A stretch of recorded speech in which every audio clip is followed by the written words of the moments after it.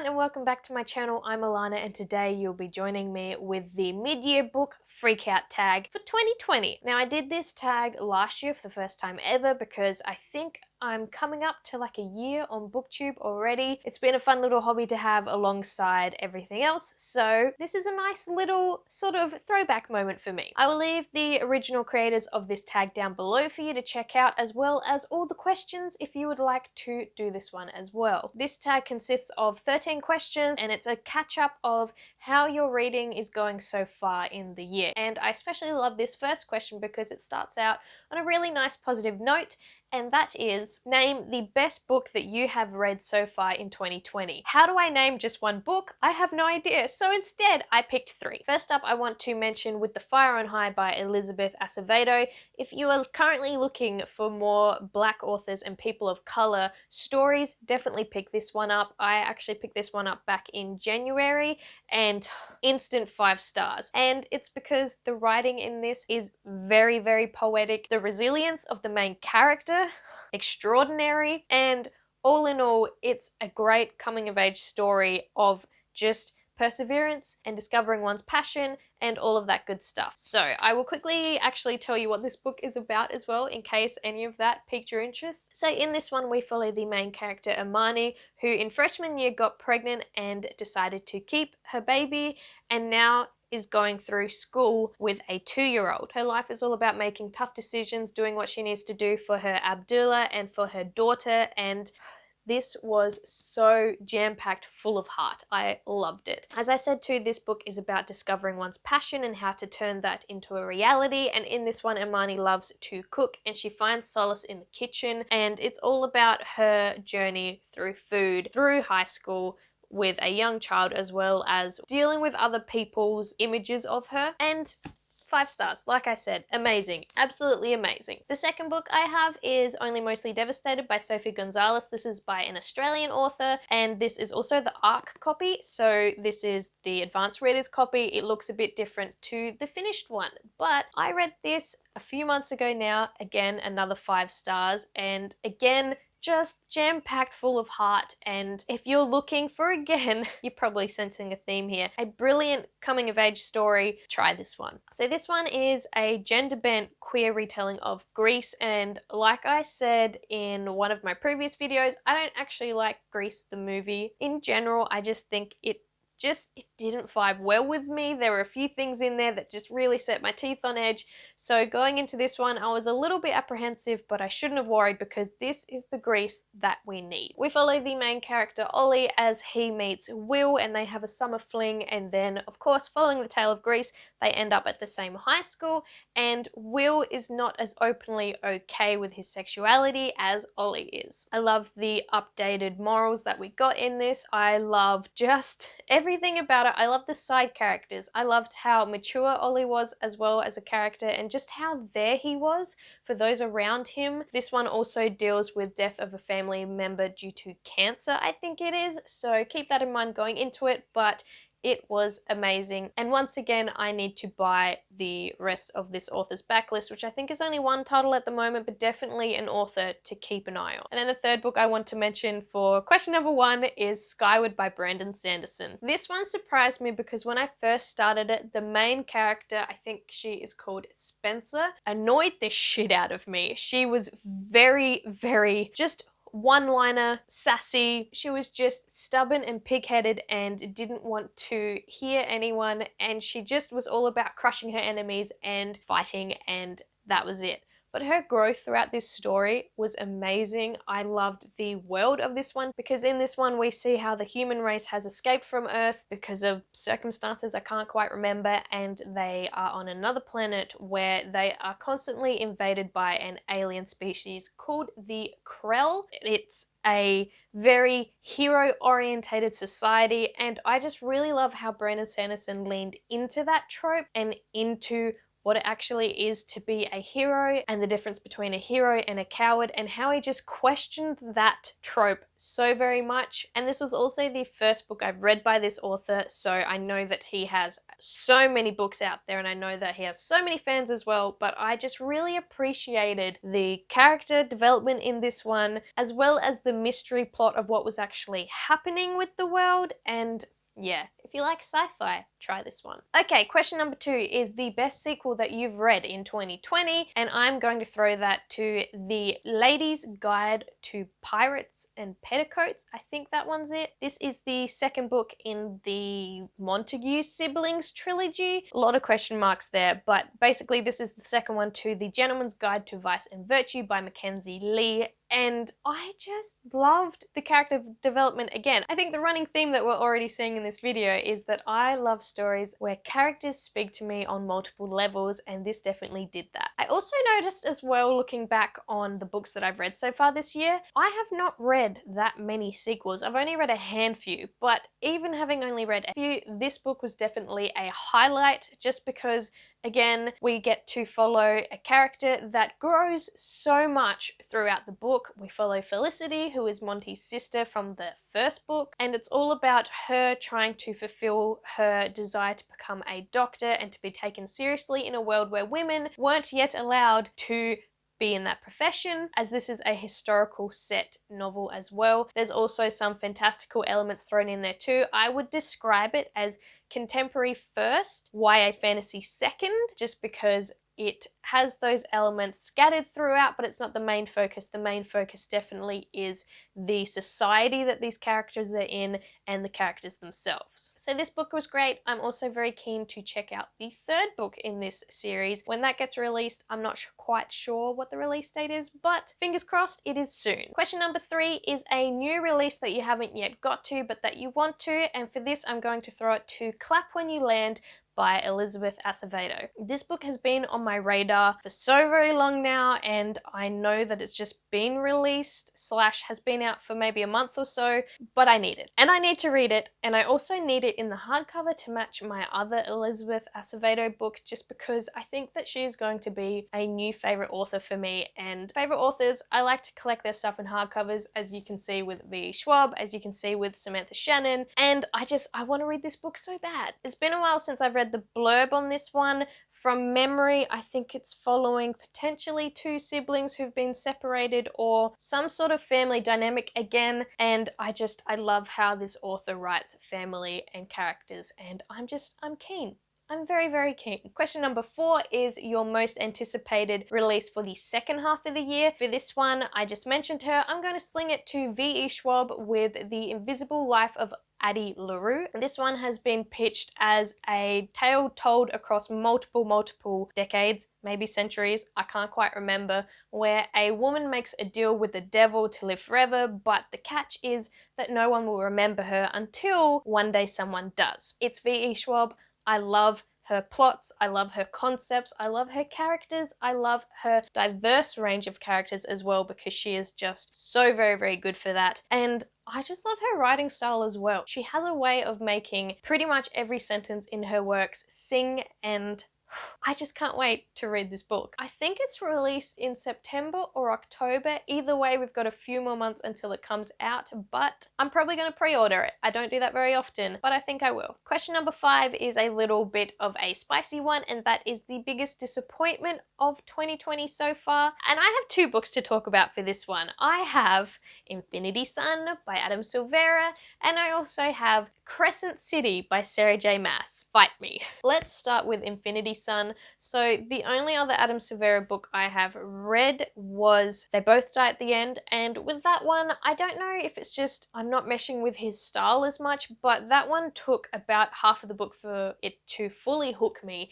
But I loved the concept of it, and then yes, towards the end there, it had me absolutely sobbing, so it did what it was meant to. This one, however, this is his debut into fantasy writing, and it just felt messy. The pacing was off. There were, I think, too many main point of view characters. This just wasn't it. I also have a spoiler-free reading vlog for this one, so I'll leave that one linked just up above for you if you want to see more of my deep dive into this book. But No. Annoyingly though, this did end on a bit of a cliffhanger. So look, I'm probably going to have to read the second one just because Adam Silvera is very, very hyped. I'm not saying he's a bad author at all. I'm just saying I don't think personally I mesh with his writing style. It's just not really for me, but like I said, we'll probably pick up the second one just so I know what happens in the series so that I just know. I don't know. I don't like to give up on series, and because of the cliffhanger, I'm hoping that the second one is better, but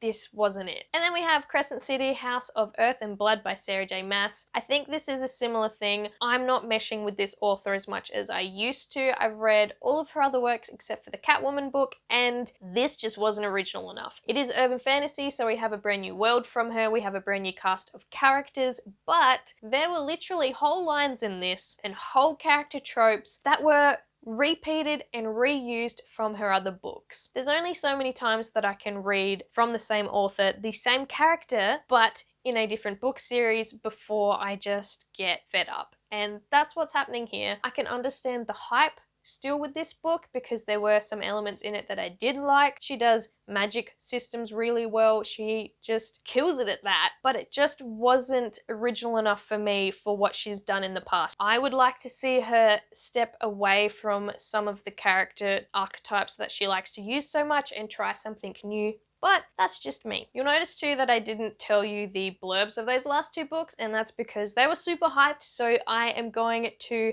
assume that you already know what they're about. Also, I don't want to spend any more time discussing them. So there's that. Question number 6 is the biggest surprise so far of the year, and no one is as surprised as me to say that that was Cassandra Clare's Clockwork Angel. This is the first book in the Infernal Devices, I think, and I actually tried this a few years ago and couldn't get into it, and then I read this for, was it the Reading Rush? No, I read this for the O.W.L.s Readathon. Again, I will leave my vlog linked up above for you, and I ended up really liking this. There were some things in this that were problematic. Still, Will, I know that I've heard that he gets better as a character, but in book 1, he is just an ass.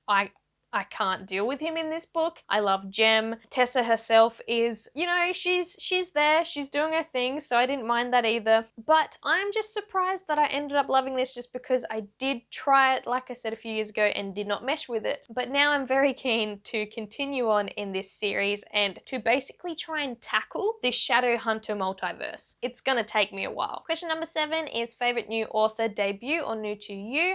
And I'm gonna swing that again to Sophie Gonzalez. I love her writing style. I love where she went with Only Mostly Devastated, and I just think she is a rising star and up-and-coming author. She is currently working on her 3rd book, so I don't know if you can still call her up-and-coming. I think she's already just slaying, and I just really love how she includes so much diversity into her works, and just her writing style is very easy to read. She's just a very strong writer, and I am keen to read more from her. Also, I love to support Australian authors, especially when they're as good as she is. Question number 8 is your newest fictional crush, and I don't really crush on characters per se. I don't follow like big fandom pushes for like the Darkling from the Shadow and Bone trilogy or Hunt from Crescent City. Like I don't jump on bandwagons.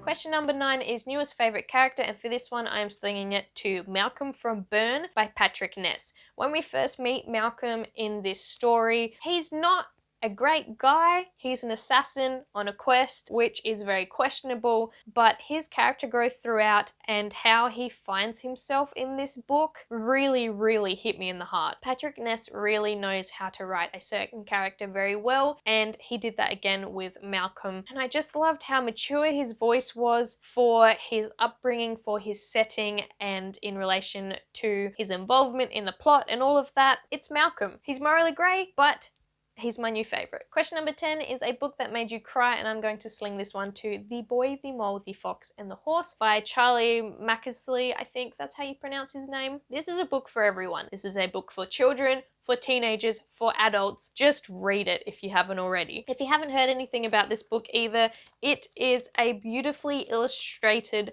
book full of one-liners that will just get into your soul. It's a book about hope. It is a book about finding your way and about cutting yourself some slack and just remembering the importance of love and friendship and hope. So I read this one, I think, in one sitting just because it is very, very quick. Like I said, it's illustrated. Some pages are just full illustrations, but I remember getting halfway through this and just feeling the tears start to trickle down my face, getting 3/4 of the way through this, openly sobbing, getting to the end and just being an absolute mess because of how much this one spoke to me. So if you're looking for a book to uplift a friend, if you're looking for a great gift for someone to remind them how much they are loved, get this one, give it to them, they will thank you. It's amazing. On a lighter note, question number 11 is a book that made you happy, and typically, I think we've established by now, I like books that absolutely wreck me, but with this one, I actually have an answer this time, and that is The Happiest Refugee by O.W.L.s. This is O.W.L.s' own story about coming to Australia as a refugee on a boat, and just about the life he has made for himself here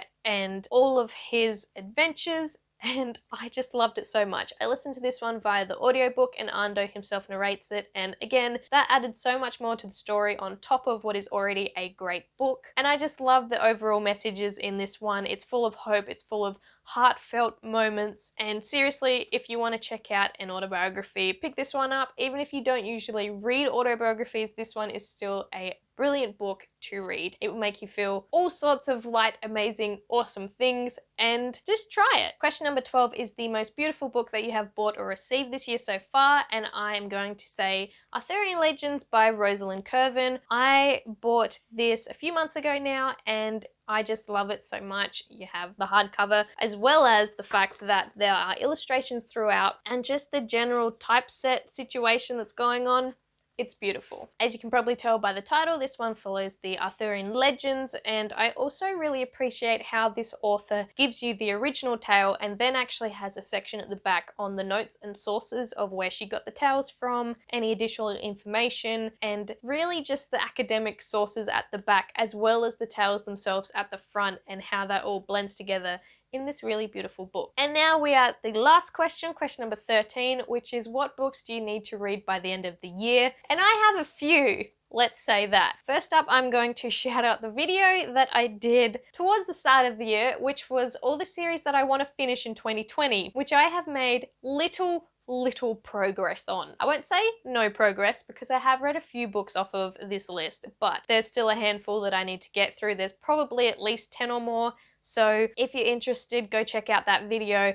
But that will be the first lot of books that I need to finish before the end of the year. The second lot of books that I need to finish before the end of the year is the secret TBR video that I'm currently working on. I finally started it. It has been in the works since February or March. I think I filmed the first clip too, but you'll hopefully see that video on my channel within the coming months. There's about 4 books on that secret TBR that I need to get through, but I've started the first one and I'm about 200 pages into that. So we're doing it, it's happening. And the third one, I'm just going to say Aurora Burning by Jay Kristoff and Amy Kaufman. This is the second book in the Aurora cycle. I think that's what the trilogy is going to be called. And I have heard mixed things about this. Apparently there is a bit of a cliffhanger at the end / a very dividing ending for this second book. And even though the first book in the series, Aurora Rising, was not my favorite, I can still acknowledge the fact that it had some good things happening in it. So basically I want to read this one to know what everyone is talking about. And that's it for this video. Don't forget to check the description box down below for the links to the original creators of this tag. And also I want to hear from you, so let me know down below one book that you are hoping to read before the end of the year. So that's all I have time for today. Thank you so much for watching, and I will see you in my next one. Bye!